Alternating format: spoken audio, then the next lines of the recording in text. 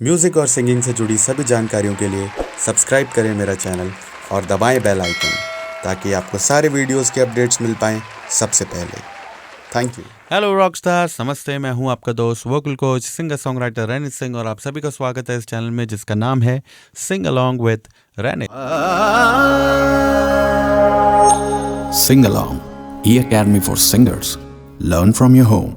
तो दोस्तों, vocal coach या सिंगर होने से पहले आप सभी की तरह मैं भी एक इंसान हूं और इंसान हूं तो काफ़ी बातें सोचता भी हूं। तो कभी कभी ये ख्याल आता है, इनफैक्ट आज की ही मैं बात बता रहा हूं।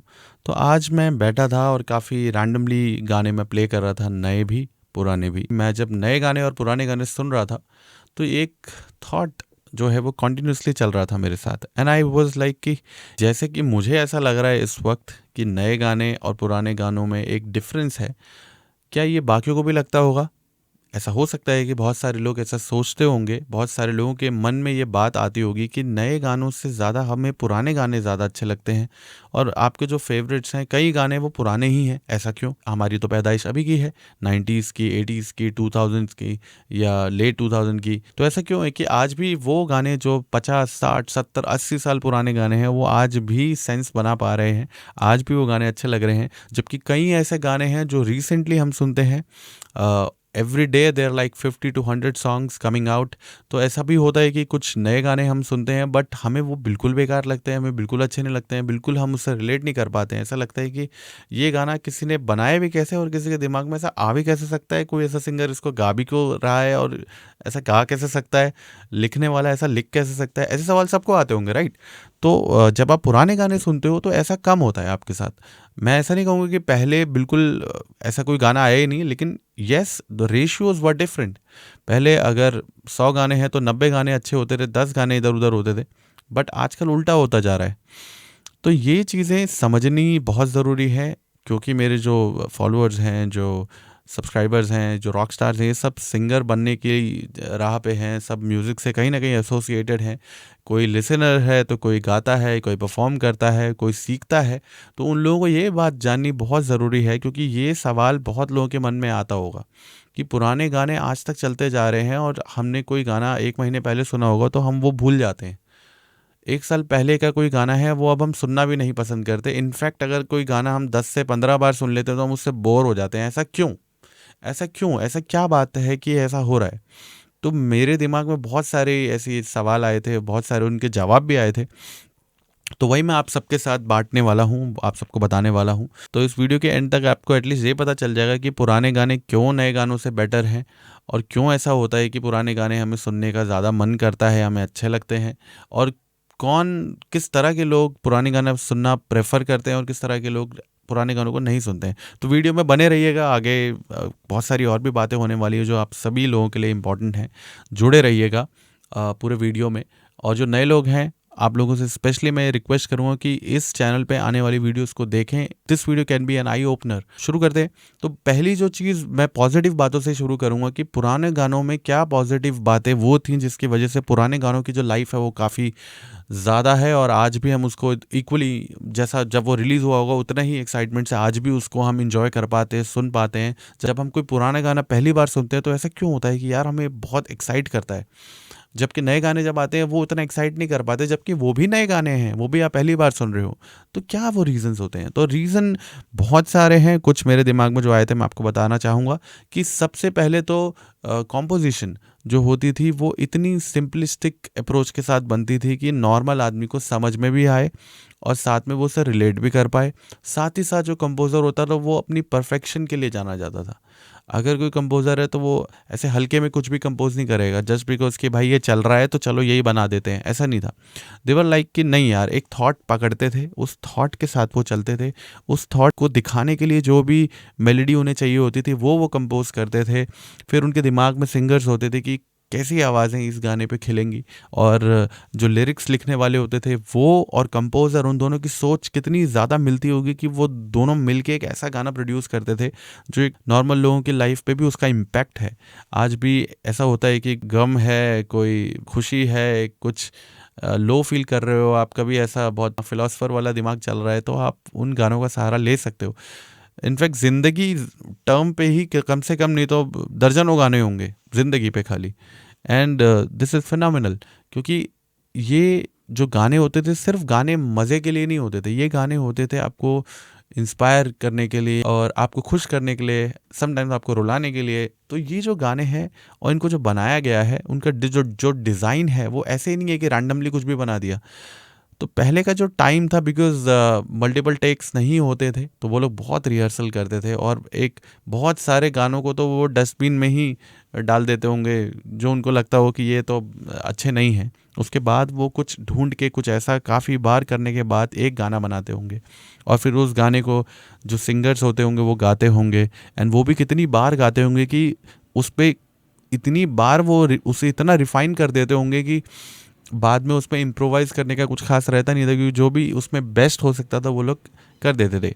आई थिंक मैंने पहले शायद डिस्कस ही करा, लेकिन ये बात भी मेरे दिमाग में आती है कि यार इतने बड़े बड़े सिंगर्स जो कि गलों से हरकतें कर सकते थे, इतना इतना कुछ कर सकते थे, फिर वो भी कभी कभी गानों में इतना लिमिटेड क्यों गाते थे। तो लेटर ऑन आई रियलाइज्ड कि भाई यही तो खूबसूरती है, यही तो ब्यूटी है। हर जगह आपको कलाकारी नहीं दिखानी है, कुछ जगह आपको इमोशंस दिखाने हैं, कुछ जगह आपको फील दिखानी है, कुछ जगह आपको अपनी बात को ही सिर्फ रखना है। वो बात वहाँ पर ज़्यादा इम्पॉर्टेंट है आपकी कलाकारी से। तो वो जो चीज़ें हैं, वो जो पेशेंस है कि ज़्यादा नहीं करना है, बहुत ज़्यादा नहीं दिखाना है, ये भी पहले के लोगों में ही था, क्योंकि उनके अंदर वो उतना पेशेंस था कि वो इतनी सारी बातों को, इतनी सारी नॉलेज होने के बावजूद वो शो ऑफ पे बिलीव ही नहीं करते थे इतना ज़्यादा। वो बिलीव करते थे इस चीज़ पे कि इस गाने का पर्पस है इस पर्टिकुलर इमोशन को दिखाना, और इस पर्टिकुलर इमोशन को दिखाने के लिए जो बनता है, जो करना ज़रूरी है, सिर्फ उतना करेंगे। तो यही रीज़न है कि तब के गाए हुए गाने आज भी आपकी लाइफ में उनकी रेलेवेंसी है। आज भी वो गाने आपको यहाँ हिट करते हैं सीधा, और आज भी उन गानों को सुन के आपको ऐसा लगता है कि आपका माइंड जो रिफ़्रेश हो गया है। एंड आप देखना, सुबह सुबह कभी कोई पुराना गाना चल रहा हो तो उसकी बात ही अलग है। वो जो वाइब उसमें से निकल रही होगी, वो जो कॉम्पोजिशन करी है, जो फ्रीक्वेंसीज निकल रही हैं, वो एकदम से आपके लाइफ के जो वॉइड्स हैं, जो भी आपको ऐसा लगता है ना कि मेरे लाइफ में ये कमी है, चाहे वो खुशी, चाहे वो एक पार्टनर की हो, चाहे वो कोई दुख हो, वो सबको एकदम रिपेयर कर देती है। आप पुराने गाने सुनिए, आप मुकेश जी के गाने सुनिए, किशोर जी के गाने सुनिए, आप रफ़ी साहब के गाने सुनिए, आप लता जी के सुनिए, they are like tremendous songs are there, जिनको आप सुनते रह जाओगे। और मतलब each song is so purely manufactured songs, जिन्हें कहेंगे कि आप इतने अच्छे से गानों को बना रहे हैं कि वो राइट इमोशंस को ही ट्रिगर कर रहे हैं। तो वो सिर्फ ऐसे नहीं है, वो साइंस है यार। मतलब उसके पीछे कितना दिमाग लगता होगा और कितनी बार रीटेक्स होते होंगे, कितनी बार रिव्यूज़ होते होंगे गानों के, कितनी बार उसको एनालाइज किया जाता होगा, कितनी बार लोगों से राय ली जाती होगी कि क्या ये वैसे फील दे रहा है। And after so many efforts कोई एक गाना बनता होगा। फोकस्ड वो लोग थे अपने आर्ट के प्रति, सब के सब लोग कहते हैं ना कि आर्ट के लिए वो कॉम्प्रोमाइज़ नहीं कर सकते थे, वो अपना जो बेस्ट है वही देना चाहते थे। एंड ये एक बहुत बड़ा रीज़न है, ध्यान दीजिएगा इस बात पे, कि पैसा तो है, वेल्थ तो है, कमर्शियल सक्सेस तो है, लेकिन वो पैसों को बाद में रखते थे। पहले उनका जो गोल होता था कि मैं अच्छा गाऊं, जो कंपोज करता था उसका गोल होता था मैं बहुत अच्छा बनाऊं, और ये जो गाना है ये मैं सिर्फ गाना नहीं बना रहा हूँ, ये मैं एक बात कह रहा हूँ, ये मैं एक इमोशन रख रहा हूँ सबके आगे। तो ये ट्रैवल करना चाहिए, लंबे टाइम तक चलना चाहिए, वो लास्ट करना चाहिए। And that is the reason कि पहले के गाने आज भी चलते जा रहे हैं, एवर लास्टिंग है, चलते जा रहे हैं, आप चलते जा रहे हैं। आप कह नहीं सकते कि आजकल का बच्चा कोई पुराना गाना सुनेगा तो उसे वो पसंद नहीं आएगा, ऐसा नहीं हो सकता। जो भी बच्चा जिसके भी इमोशंस एक्टिव हैं वो उन गानों से रिलेट करेगा। जो आदमी ऊपरी ज़िंदगी जी रहा है, बस काट रहा है अपनी ज़िंदगी, है ना। माइकल जैक्सन जी ने एक बात कही थी कि start living and stop existing. तो जो लोग सिर्फ एग्जिस्ट कर रहे हैं ना, जो अभी जी नहीं रहे हैं ज़िंदगी को, जो अभी डिफरेंट इमोशंस को एक्सपीरियंस नहीं कर रहे हैं, उन लोग वही लोग हैं जो अछूते हैं इन गानों से, जो छू नहीं पाए उन गानों को, जो उन गानों का स्पर्श नहीं ले पाए, उन गानों को टच नहीं कर पाए, उन गानों की फील नहीं ले पाए। जिन लोगों ने ले ली है वो जानते हैं कि क्या गाने होते थे यार पहले के। मैं एक छोटा सा एग्जाम्पल देता हूँ। एक गाना है जीवन से भरी तेरी आंखें, तो इसका जो अंतरा है, इसका जो वर्ड्स है, वो क्या कहता है कि तस्वीर बनाए क्या कोई लिखे तुझ पे कविता, रंगों छंदों में समाएगी, रंगों छंदों में समाएगी, किस तरह से इतनी सुंदरता, सुंदरता। अब जो ये बात कही है यार, कितना प्योर है ये इमोशन, कि जब हम प्यार में होते हैं तो जब किसी की तारीफ़ करते हैं, अपने दोस्त को बताते हैं ना, यार वो ऐसे दिखती है, वो ऐसे बोलती है, उसकी ये बात मुझे पसंद है, तो जब ये बातें हो रही होती हैं तो उस दौरान जो गाने होते हैं वो कितने हेल्पफुल होते हैं। अब देखो इस गाने में क्या कहा जा रहा है, उसकी खूबसूरती के बारे में बात की जा रही है कि तस्वीर बनाए क्या कोई, ऐसा क्या पेंटर होगा जो उसकी पेंटिंग बना पाए, और ऐसा क्या कौन पोएट होगा जो उस पर कोई पोएम लिख पाए। क्योंकि एक जैसे एक पेंटर को पेंटिंग बनाने के लिए कलर्स की ज़रूरत होती है, और जैसे एक पोइट को लिखने के लिए फ्रेजेस की ज़रूरत होती है, तो वो दोनों, तो इस गाने में क्या बोल रहे हैं, रंगों छंदों में समाएगी किस तरह से इतनी सुंदरता, मतलब रंगों में और छंदों में, कलर्स में और फ्रेजेस में, कि कैसे इस ब्यूटी को कोई बता सकता है। तो इतनी प्योर बातें यार, इतना अच्छे से किसी बात को एक्सप्रेस करना ये नॉर्मल बात नहीं है। तो ये सेकंड पॉइंट है कि वन ऑफ द रीज़न कि पहले के गाने स्टैंड आउट करते हैं और आजकल के गाने उनके आगे टिक नहीं पा रहे हैं, रीज़न है कि लिरिक्स का जो पावर है, जो लिरिसिस्ट होते थे वो ऐसा लिखते थे यार कि नॉर्मल आदमी नहीं लिख सकता। अब नॉर्मल आदमी के दिमाग में पहले ये बात ही नहीं आएगी। इतनी तारीफ और इस तरह का वर्णन करना इज़ नॉट ईजी, राइट।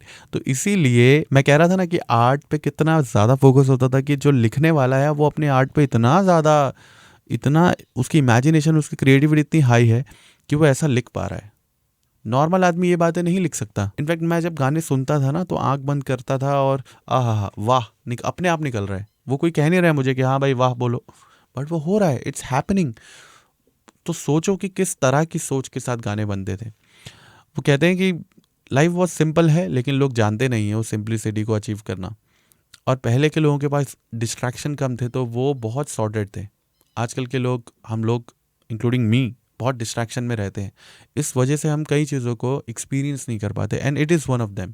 जो पुराने गाने हैं अगर आप लोग नहीं सुनते हैं तो मैं आपको इस बात के लिए बोलूँगा, सजेस्ट करूँगा कि आप लोग सुनना शुरू करिए। You will fall in love with old songs because they are pretty much authentic, right. चलते हैं आगे। और क्या बातें होती थी, मुझे ऐसा लगता है टेक्निकल एस्पेक्ट से अगर मैं देखूं, एक और पॉइंट है कि पहले के लोग जो गाने गाते थे, सिंगर्स और जो कंपोजर्स होते थे, वो ये बात ध्यान में रखते थे कि चीज़ें नेचुरल हों, राइट। जैसे एक मेल है उसकी आवाज़ भारी है, उसकी आवाज़ फीमेल के कंपैरिजन में हैवी है, फीमेल की वॉइस शार्प है, तो वो स्केल्स ऐसे बनाते थे, ऐसे स्केल पे गाने बनाते थे जिस पे नेचुरली वो चीज़ें हो रही हो, यानी कि मेल वॉइस जो हैवीनेस है वो उसके साथ गाए, फीमेल वॉइस जो उसकी शार्पनेस है उसके साथ गाए। तो इसी वजह से जो ड्यूएट सॉन्ग्स होते थे पहले के, वो लॉन्ग लास्टिंग है, क्योंकि वो एक्चुअल में जो एक जेंडर है मेल और फीमेल का, उसको बता पा रहा है। मतलब मेल वॉइस कैसी होनी चाहिए वैसी ही आ रही है उस गाने में, फीमेल वॉइस जैसी होनी चाहिए वो वैसी ही आ रही है। और आपके गानों में वो चीज़ स्विच हो गई है, अब फीमेल जो है वो नीचे गा रहे हैं लो एंड पे, मेल जो है वो चिल्ला रहे हैं ऊपर। And this is one of the reason कि लोग आजकल जैसे पुराने गाने, आपको गाने में कंफर्टेबल एक फील आएगा कंफर्ट का, आजकल के गानों में आपको नहीं आएगा। या तो आप चीखें मार रहे हो, चिल्ला रहे हो। और वन ऑफ द रीज़न कि लोगों के गले ख़राब हो गए हैं, लोग उतना अच्छा नहीं गा पाते हैं क्योंकि अननेचुरल सिंगिंग चल रही है यहाँ पर। आप लोग हाई चिल्ला रहे हो, इस चीज़ को इतना ज़्यादा दिखा दिया गया है कि लोगों को लगता है कि हाई नोट्स ही गाने चाहिए पूरा टाइम। भाई मेरी बात सुनो, सबकी अपनी रेंज होती है, सबकी अपनी वॉइस होती है। नेचुरली एक मेल वॉइस जो है वो लो और मिड उसके अच्छे होते हैं, हाइज उतने नहीं होते हैं। वो किसी किसी की आवाज़ होती है कि जो बनावट ही ऐसी होती है कि वो ऊंचा गाना गाते हैं तो उनके मुंह से वो अच्छा लगता है। आजकल के लोग बिना ये सोचे समझे कि मेरी वॉइस कैसी है, बस चिल्लाने में लगे हुए हैं, वन ऑफ द रीज़न कि उनकी आवाज़ ख़राब हो जाती है टाइम से पहले। मेरे पास बहुत सारे स्टूडेंट्स हैं जिनके साथ ये प्रॉब्लम है कि गले में लो वॉइस है ही नहीं, मिड्स है ही नहीं, एंड इसी वजह से उनकी जो वॉइस क्वालिटी है वो उतनी कभी डेवलप नहीं हो पाती, एंड विदाउट सॉफ्टवेयर वो गा भी नहीं पाते, उतनी अच्छी उनकी आवाज़ लगती नहीं है। आप लोग नोटिस करोगे कि पुराने सिंगर्स जैसा उन्होंने गाया है वैसा वो नींद में भी उनको उठा दोगे ना, वो गा देंगे। बट आजकल जो गाने आप स्टूडियो वर्जन जो आप सुनते हो ईयरफोन्स लगा के या प्ले करते हो, दे आर वेल एडिटेड, उनको अच्छे से काफ़ी सारी उसमें लेयरिंग है, और आप जो सुन रहे हो वो एक्चुअली वैसा नहीं है, उसमें थोड़ा बहुत चेंज है, उसमें काफ़ी चीज़ें सजाई गई हैं, और आप जब उसको गाना शुरू करते हो तो आपकी आवाज़ वैसी नहीं लगती है, तो आप परेशान हो जाते हो, राइट। और फिर आप कुछ उल्टी सीधी चीज़ें करते हो जिसकी वजह से आपकी आवाज़, आप सोचते हो कि मैं ऐसा पहुंच जाऊं और ख़राब कर लेते हो अपनी आवाज़। इसलिए कहता हूं अपने स्टूडेंट्स को, हमारी बातचीत होती है तो मैं ये बात बोलता हूँ, पुराने गाने सुनो, because they are authentic, they are raw, वो एकदम इंसानों द्वारा गाए गए हैं, जैसा वो गाए गए हैं वैसे ही आप सुन रहे हो, उसमें कोई बीच में एडिटिंग नहीं है किसी तरह की। तो अगर आप वो गा पा रहे हो तो दैट मीन्स आप ट्रू सेंस में एक सिंगर हो, आप उन चीज़ों को अचीव कर पा रहे हो। एंड आप देखोगे पुराने गाना गाना आसान नहीं है, दे माइट सीम कि हाँ ईजी है, बट जब आप गाना शुरू करोगे तो आपको पता चलेगा कि किस लेवल की कलाकारियाँ हो रही है। इसमें मैं एक बात ऐड करना चाहूँगा कि पहले के गानों में जो पहले के जो सिंगर्स होते थे ना, दे न्यू कि भाई इस गाने में इतना ही गाना है। अब आप देखो किशोर कुमार जी, रफ़ी साहब, मन्ना डे जी, लता जी, ये सब क्या एक्स्ट्रा नहीं कर सकते थे क्या? ये लोग क्या ज़्यादा अपनी कलाकारी नहीं दिखा सकते थे क्या? बिल्कुल दिखा सकते थे, but they use to respect the fact कि ये गाना एक कम्युनिकेशन है, ये गाना एक इमोशन को दिखाने का ज़रिया है, तो उसमें कलाकारी से ज़्यादा फील मैटर करती है। तो दे वर फील ओरिएंटेड पीपल, एक्चुअल में भी वो लोग फील करते थे और वो चाहते भी थे कि लोगों तक उनकी भावनाएं पहुँचें, उनके इमोशंस पहुँचें। लिरिसिस्ट, कंपोज़र, उन दोनों ने मिल के कुछ एक क्रिएटिविटी दिखाई है, और जो सिंगर का जो काम है वो है उसको पहले डाइजेस्ट करना, उसको प्रोसेस करना इन्फॉर्मेशन को, एंड देन डिलीवर करना इस तरीके से कि वो एकदम ऑथेंटिक साउंड करे। तो उसके लिए पहले ज़रूरी है कि सिंगर को भी फील हो, एंड फील होने के लिए आप खुद एक इमोशनल बीइंग होने चाहिए जिसको एक्चुअल में वो चीज़ें समझ आती है। तो इसलिए कहते हैं सच्चा आर्टिस्ट वो है, सच्चा सिंगर वो है जो एक्चुअल में डिफरेंट इमोशंस को फील कर पाता है। तो आप में से वो लोग जो सिंगर बनना चाहते हो लेकिन आपको कुछ चीज़ें फील नहीं होती हैं, तो बहुत बड़ा रीज़न है कि आप उतने अच्छे से नहीं गा पा रहे हो। इस बात का यही एक रीज़न है कि आप फील नहीं कर पाते हो। मैं अपने स्टूडेंट्स को इस चीज़ में भी हेल्प करता हूँ कि आप कैसे राइट इमोशंस को फील कर पाएँ। अगर वो डीएक्टिवेटेड है तो उसे एक्टिव कैसे करें, ठीक है। तो ये एक बहुत बड़ा इम्पॉर्टेंट फैक्टर है जिसकी वजह से आपकी सिंगिंग इतनी अच्छी नहीं हो पाती है कई बार। एंड यही एक फैक्टर उन लोगों में इतना हाई था कि वो लोग कुछ भी गा देते थे, चाहे वो सिंपल सा एक लाइन हो, तो वो बहुत फील होता था, एंड ऑफकोर्स लिरिक्स भी उसमें उतना ही सपोर्ट करते थे। नेक्स्ट जो एक और रीज़न मुझे लगता है कि पुराने गाने जो हैं वो नए गानों से ज़्यादा अच्छे लगते हैं, बिकॉज ऑफ द रीज़न कि डाइवर्सिटी थी टॉपिक्स में। सिर्फ एक तरह का गाना नहीं बनता था, जैसे कि आजकल क्या है कि एक बेवफा, एक फेल्ड लव स्टोरी, कुछ पछताओगे टाइप वाला जो फैक्टर होता है ना, कि भाई हमेशा ऐसा दिखाते हैं कि ब्रेकअप हो गया है, ब्रेकअप से रिलेटेड ही टॉपिक्स हैं। ज़्यादातर गाने यही हैं कि भाई वो बेवफा है, उसने मुझे धोखा दे दिया है, तू पछताएगा, तू ये है, रोएगा, ये सब करेगा। मतलब पूरे मैक्सिमम जो गाने चलते हैं, क्योंकि एक दो गाने ऐसे हैं जो अच्छे बने थे, दे वर वेल पुट और वेल रिटन, और वो गाने चल भी गए, तो उसके पीछे लगी भीड़, सब ने वही गाने बनाने शुरू कर दिए। And this is the reason कि आज की डेट में कोई एक तरह का गाना चल जाए तो उसके पीछे पड़ जाते हैं। पार्टी वाला कोई गाना चल गया, पीछे पड़ गया, आइटम नंबर कोई चल गया, पीछे पड़ गए, कोई टूटे दिल वाली बात वाला गाना चल गया, उसके पीछे पड़ गए, कोई रोमांटिक गाने में पियानो बज गया तो भाई हम भी पियानो बजाएंगे। तो वो वाली चीज़ें जो है वो पहले नहीं थी, डाइवर्सिटी थी टॉपिक्स में। और हर लाइफ में जितने फेजेस होते हैं, लाइफ में जितने इवेंट्स होते हैं, उन सब से इंस्पायर्ड सॉन्ग्स होते थे। And this is the very reason कि पुराने गानों में इतनी डाइवर्सिटी है कि आपके द्वारा किए हुए हर काम के लिए कोई ना कोई गाना है, आपके ज़िंदगी में हुए हुए कोई भी इवेंट के लिए कोई ना कोई गाना ज़रूर है। इनफैक्ट ज़िंदगी की अगर मैं बात करूँ तो सिर्फ ज़िंदगी टर्म के साथ ही ऑलमोस्ट नहीं तो 2-3 डज़न सॉन्ग्स होंगे, 2-3 दर्जन गाने होंगे जो ज़िंदगी के बारे में, फ़िलॉसफी के बारे में बात करते होंगे। सो आज की डेट में वो सब मिसिंग है। आज की डेट में सिर्फ एक ही टॉपिक रन कर रहा है जो मैं आपके ऑलरेडी डिस्कस कर चुका हूँ। तो this is one of the reason, ये भी एक बहुत बड़ा रीज़न है कि पुराने गाने ज़्यादा कनेक्ट होते हैं नए गानों से। ठीक है, पहले वाले गाने जो है फील होते थे, आजकल के गाने सिर्फ डांस करने के लिए यूज़ होते हैं। तो ये सोचने वाला विषय है, सोचने वाली बात है। नेक्स्ट जो चीज़ मुझे एक और बात जो लगती है कि क्या डिफरेंस है कि पुराने गाने ज़्यादा 70-80 साल पुराने, 60 साल पुराने, 50 साल पुराने गाने भी आज तक वैसे ही हिट हो रहे हैं, वैसे ही उनका इम्पैक्ट है, वैसे ही अच्छे लगते हैं। लोग आज भी उन गानों को ढूंढते हैं, लोग आज भी उन गानों को डेडिकेट करते हैं, ट्रिब्यूट देते हैं। Why? Because of this reason कि जो पुराने गाने थे वो इतने ज़्यादा समझदारी से बनाए गए थे कि आपकी लाइफ में कोई ना कोई इवेंट 100% ऐसा होगा जब वो गाना आपको बिल्कुल सूट करेगा। ठीक है, तो ये भी एक बहुत बड़ा रीज़न है। लास्ट और जो मुझे लगता है कि मोस्ट इम्पॉर्टेंट रीज़न ये भी है कि पहले की जो बनाने की जो सोच होती थी वो ये नहीं होती थी कि आजकल क्या चल रहा है भाई, अभी छोटा ट्रेंड क्या चल रहा है, अच्छा छोटे गाने बनाने, 1 मिनट के गाने चल रहे हैं, चलो 1 मिनट का गाना बनाएंगे। पहले के जो माइंडसेट थे वो ये थे कि हम तो भाई एक आर्ट हैं, आर्ट को परस्यू कर रहे हैं, कुछ ऐसा बनाने जा रहे हैं कि जब तक ये दुनिया रहेगी तब तक इसको सुना जाएगा।